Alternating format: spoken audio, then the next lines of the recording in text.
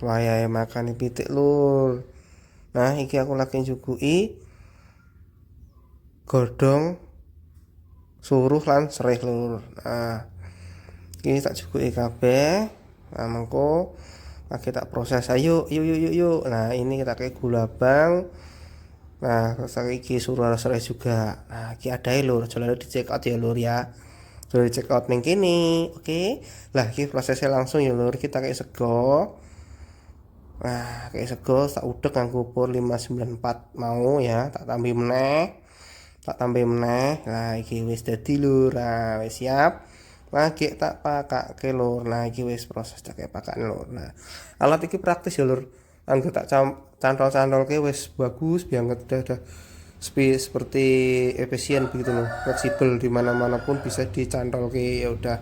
Oke, jangan lupa ya lur, check out. Terima kasih.